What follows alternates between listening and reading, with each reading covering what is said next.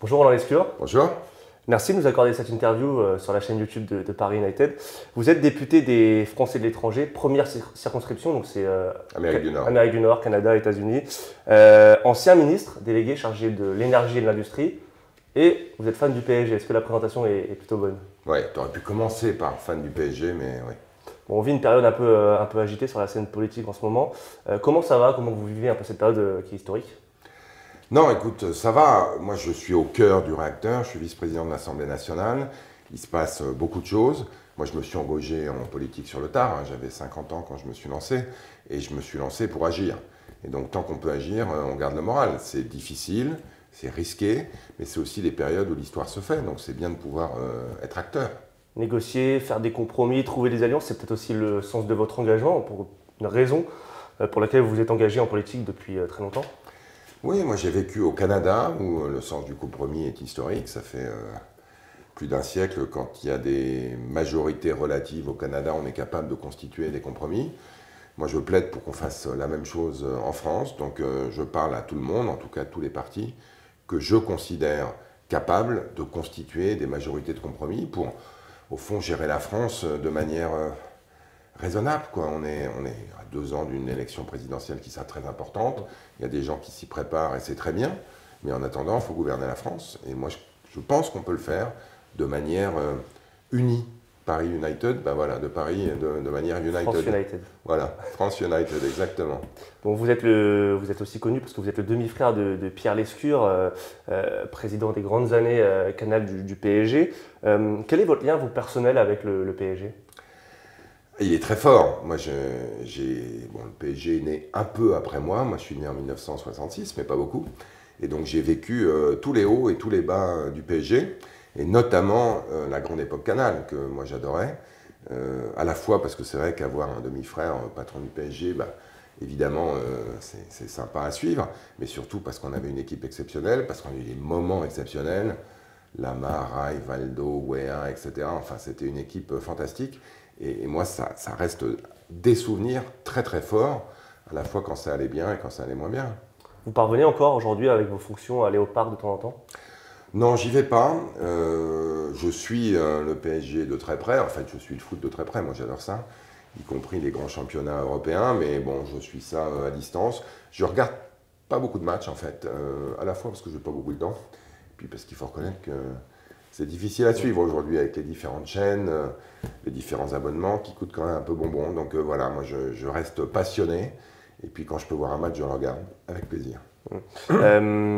Est-ce que aussi avec les années on perd de la passion? Moi j'entends beaucoup de gens autour de moi, pareil, qui au fil des années perdent un peu de leur passion. C'est peut-être le sens de l'histoire? Non, moi je reste passionné. Le foot évidemment a beaucoup changé depuis ma jeunesse. Moi, j'ai suivi les exploits des Verts à l'époque. On regardait tout ça en famille sur la première chaîne. C'était gratuit. On avait des commentateurs évidemment mythiques. On avait un son pas terrible, une image pas terrible. Donc, on a eu à la fois une révolution, d'ailleurs, en grande partie liée à l'essor de Canal, de la réalisation. Suivre un match de foot aujourd'hui, c'est absolument fantastique. Mais on a aussi le foot business qui, évidemment, parfois donne l'impression qu'on s'éloigne un peu des gens, en fait. Bon, la réalité, c'est que moi, je connais des fans absolus du PSG. Je connais aussi des fans absolus d'autres équipes, y compris l'OM, puisque mon fils Félix est fan de l'OM. J'ai pas tout réussi. Éducation ratée. Transmission ratée. Ratée, total. Je l'ai déshérité, mais bon, sinon... non, mais c'est un passionné comme moi. Et donc, cette passion du sport en général, mais du foot en particulier, elle reste très présente. Et moi, je continue à adorer ça. Il n'y a pas que votre fils qui est supporter de l'OM, il y a votre président aussi, le président de la France. On ne peut pas être d'accord sur tout non plus. Emmanuel Macron, qui est supporter revendiqué de l'Olympique de Marseille. Je le rappelle bien à chaque fois qu'il va dans la cité phocéenne. Vous avez déjà parlé ballon avec lui? Oui, bah, on échange régulièrement, notamment à l'occasion des classicos.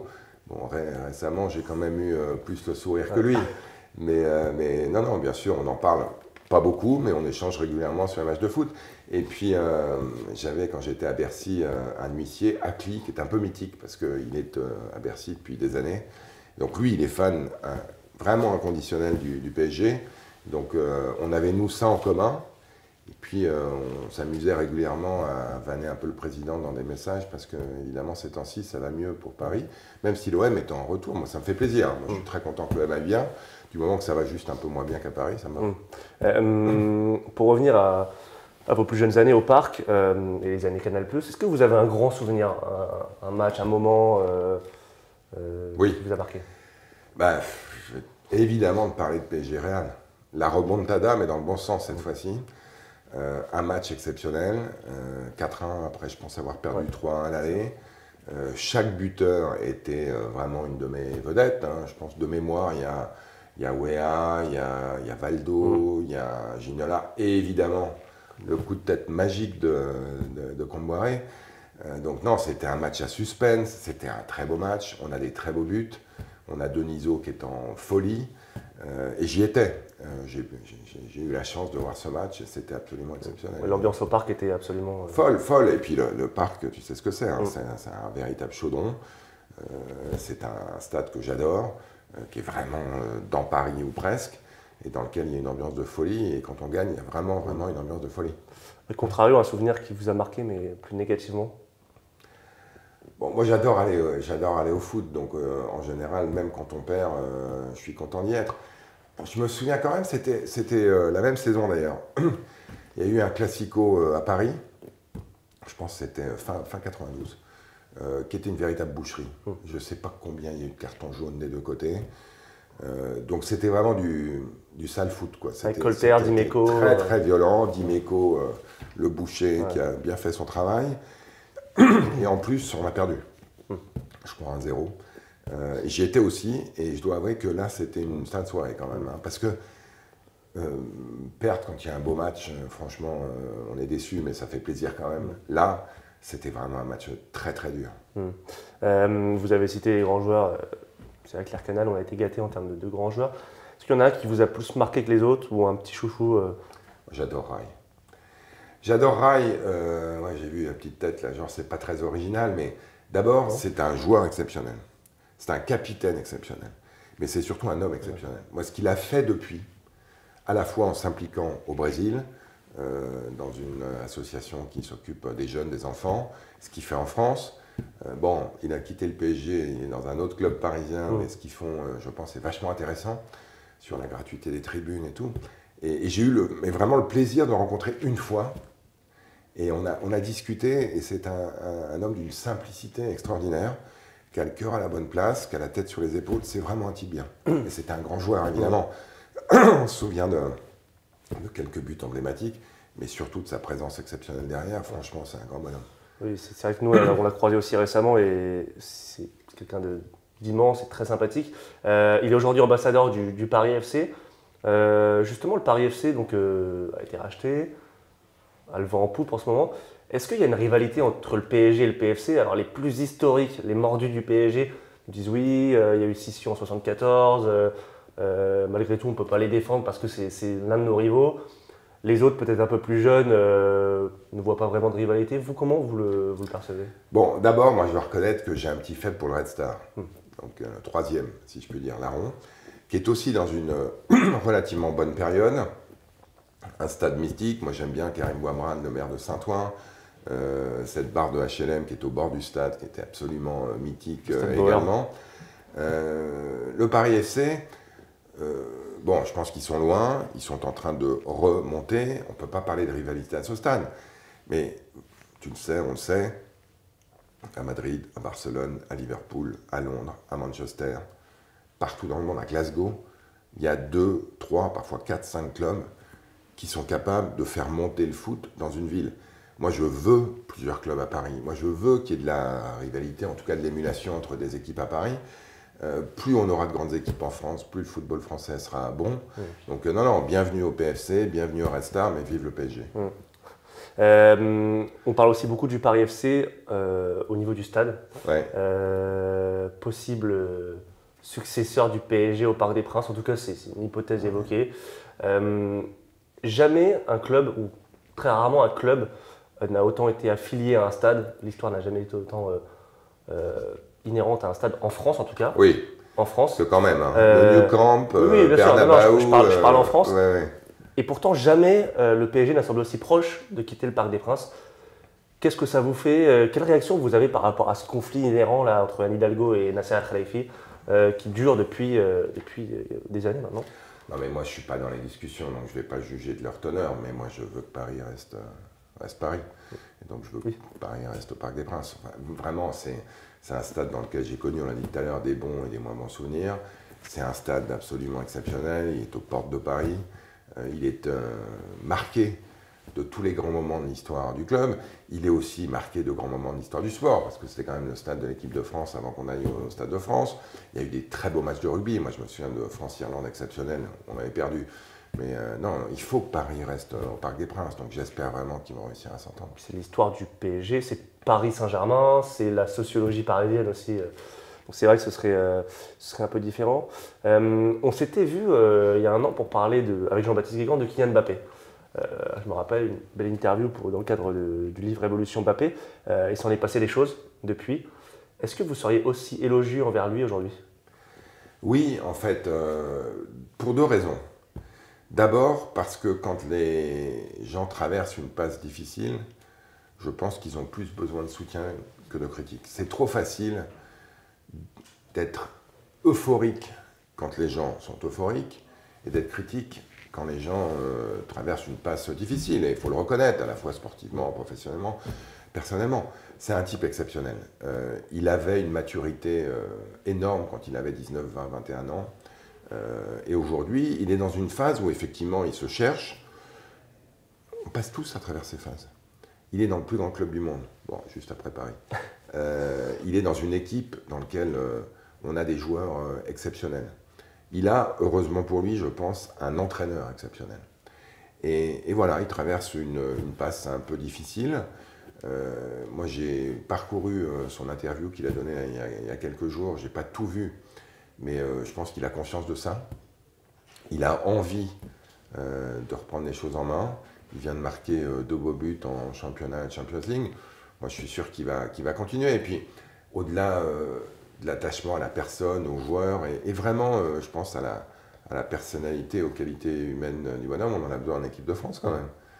Il est exceptionnel. Même s'il semble un peu en conflit en ce moment avec oui, mais ça aussi, ça va, ça vient. Est-ce que Didier Deschamps est là pour rester? J'en sais rien. Évidemment, moi je rêve comme beaucoup que Zizou reprenne l'équipe de France. Zizou et Mbappé en équipe de France, ça serait absolument exceptionnel. C'est un grand capitaine. Il nous a fait des merveilles, évidemment en Russie quand on a gagné en 2018, mais franchement la finale France-Argentine, je l'oublierai jamais, moi, et je pense toi non plus. Voilà, on a perdu, mais on a perdu avec un match splendide qui restera dans les annales, qui est sans doute la plus belle finale de la Coupe du Monde, et il a marqué 3 buts. Voilà, chapeau Kylian. Alors c'est vrai que c'était en 2022, on a quand même le sentiment qu'il s'est un peu perdu à la fois dans son jeu et extra-sportivement. Et en fait, ce qu'on a souvent loué chez Mbappé, c'est sa fraîcheur, sa communication, ses réactions un peu instinctives. Là, on a l'impression qu'il s'est un peu déshumanisé, qu'il est tout le temps dans le contrôle. Est-ce que c'est pas aussi ça qui fait sa perte? Est-ce qu'il ne manque pas de spontanéité, ce qui a fait sa force tant de fois? Écoute, t'es pas le même à 18 ans qu'à 25 ans, qu'à 30 ans et qu'à 58 ans. Donc la vie, c'est aussi une évolution personnelle qui fait qu'on mûrit, on change de rapport à l'autre. Il est extrêmement, extrêmement surveillé, regardé, critiqué. Donc qui construisent un peu une carapace autour de lui. Moi, je le comprends. Moi, ce que je lui souhaite, je ne le connais pas personnellement, je l'ai rencontré 1 ou 2 fois, c'est qu'il soit heureux dans sa vie. Et qu'il arrive derrière cette bulle qu'il est forcé de construire, à vivre normalement, parce qu'au fond, c'est un gars normal. Kylian Mbappé, il a grandi à Bondy, moi j'ai grandi à Montreuil. Il a eu un talent, mais aussi du coup une gloire exceptionnelle. Moi, je lui souhaite d'être heureux, et plus il sera heureux dans sa bulle, malheureusement pour lui, c'est dans une bulle qui doit l'être, plus il sera meilleur sur le terrain. Mbappé, on a souvent dit que c'était le premier homme politique, ou le premier footballeur politique, parce qu'il avait pris des positions, des engagements, il a des principes et des idées. Justement, je voulais parler un peu du lien entre foot et politique. Il y a deux écoles, certains qui disent que la politique peut avoir sa place dans le sport, d'autres qui disent non, ça ne fait pas bon ménage. Est-ce que ça fait bon ménage, foot et politique? D'abord, le sport en général est politique, le foot est politique depuis toujours.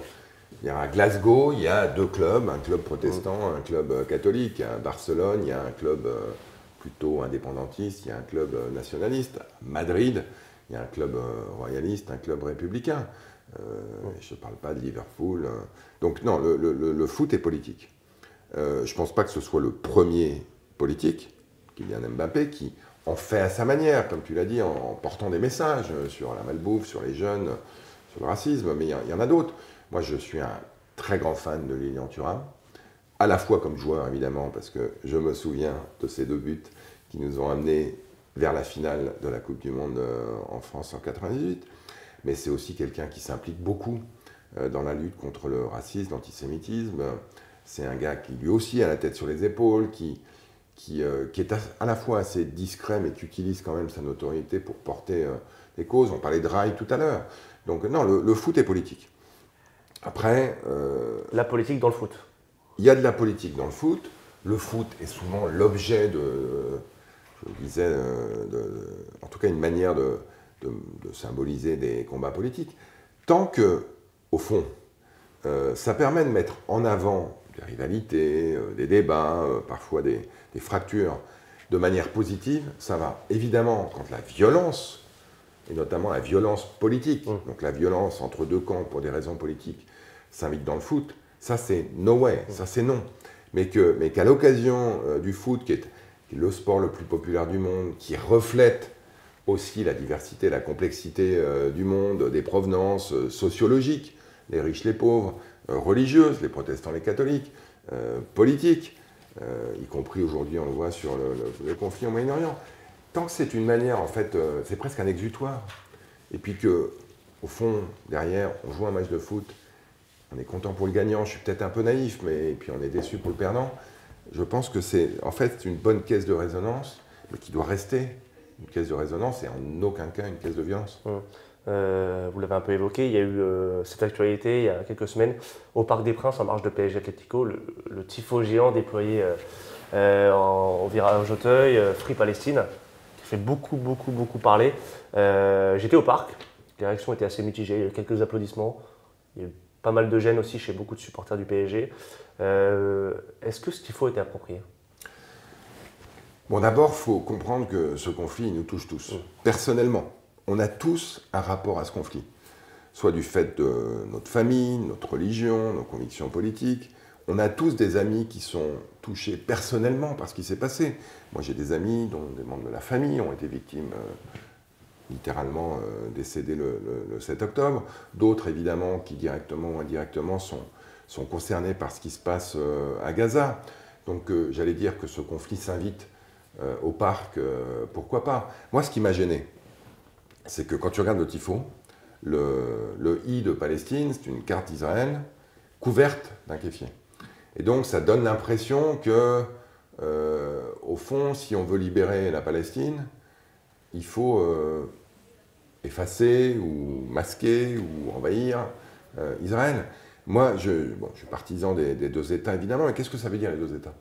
Ça veut dire que la Palestine doit pouvoir vivre en liberté et en sécurité, et qu'Israël doit aussi pouvoir vivre en liberté et en sécurité. Donc il ne faut pas nier l'un en faveur de l'autre. Et ça marche dans les 2 sens. Donc évidemment, aujourd'hui, on peut être pour le droit d'Israël à se défendre et être heurté, souffrir de ce qui se passe sur le terrain à Gaza, et de plaider pour un cessez-le-feu, et de plaider surtout pour que l'aide humanitaire arrive, sans remettre en cause la liberté d'Israël. Et donc ça, c'est compliqué, mais moi, il y a un truc que je garde en tête, et que j'espère garder en tête toujours en politique, c'est qu'il faut garder un peu de recul, il faut avoir une boussole, il faut savoir où tu veux aller, et que toutes tes actions à court terme doivent être guidées avec cette boussole. C'est le cas du conflit israélo-palestinien. Moi, je crois que tous nos actes, toute notre pensée, toutes nos prises de parole doivent viser plutôt à essayer d'apaiser un conflit très dur, porter un message, oui, de paix, mais aussi exigeant vis-à-vis des acteurs, de manière à ce qui se passe aujourd'hui ne se passe plus, parce qu'il faut arrêter. Et c'est le cas aussi dans toutes mes actions politiques. Je reviens un peu au foot et au PSG sur le terrain. Début de saison poussif pour le PSG. Première place en Ligue 1, dans une Ligue 1 relativement faible d'un point de vue du niveau de jeu cette saison. En Ligue des Champions, c'est plus compliqué. Alors là, on se voit un lendemain de victoire. 3-0 à Salzbourg. Sinon, j'aurais annulé. Moi, j'aurais pas osé le dire. Qu'est-ce que vous pensez de ce début de saison? Alors, l'optimisme quasi maladif que je suis va me dire peut-être que ce sera l'inverse de l'habitude. D'habitude, on part en pleine bourre et on s'éteint en février ou en mars. Donc on peut espérer qu'étant parti un peu difficilement, on puisse s'accélérer. Bon, on a une équipe jeune, donc elle est une équipe en construction. Moi, je suis un supporter de Luis Enrique et je suis surtout quand je vois ce que Guardiola a fait à Manchester, ce que Ancelotti est en train de faire au Real, moi je pense que le management et notamment l'entraîneur, il faut qu'il reste, qu'il construise. Et là, il a la chance de pouvoir construire avec une équipe très jeune. On sait ce qui nous manque, en tout cas ce qui nous manquait. Il est de retour, Ramos, mais c'est un vrai buteur. Un gars qui traîne dans les surfaces, qui est capable d'aller prendre des balles, d'essayer 3 fois et de marquer la 4e, qui n'a pas le talent de Mbappé, mais quand même. Donc ça veut dire que l'équipe est un peu plus complète aujourd'hui. On a un petit sujet gardien quand même, c'est-à-dire qu'on a 2 grands gardiens, mais qui se loupent un peu trop souvent, l'un et l'autre. On a le meilleur arrière-droit du monde. C'est ça qu'il est fort. Et il est exceptionnel. Ouais. Et puis hier encore, il a fait un match super. Achraf Hakimi. Vraiment, Achraf Hakimi, il est bon. Moi, j'ai trouvé que le milieu était bon hier. On manque de finition devant, et je pense que Ramos va nous aider. C'est intéressant ce que vous me dites sur le temps qu'on laisse à un entraîneur, sur comment vous voyez les choses. Le débat Luis Enrique est très vif en France, dans le monde du football. Il y en a d'un côté ses partisans qui louent sa personnalité, sa détermination. On l'a vu dans un documentaire récemment fait sur Canal+. Ouais. Et ces détracteurs dénoncent une forme d'arrogance et de dogmatisme. Vous êtes plutôt de la première école? Moi, je suis de l'école. Et c'est pareil en politique. En politique, souvent on manque de temps pour agir. Moi, je suis de l'école de ceux qui pensent que quand tu fais un choix, tu lui donnes le temps. Parce que construire, ça prend du temps. Et donc, soit tu prends... Et c'est un peu, malheureusement, ce que le PSG a été depuis maintenant une quinzaine d'années. Tu construis une équipe avec quelques vedettes. Moi, j'adore Messi, j'adore Neymar. Évidemment, j'adore Mbappé. Mais voilà, tu mets 3 vedettes ensemble, tout tourne autour d'eux. Tu changes d'entraîneur 3-4 fois au passage. Tu construis pas.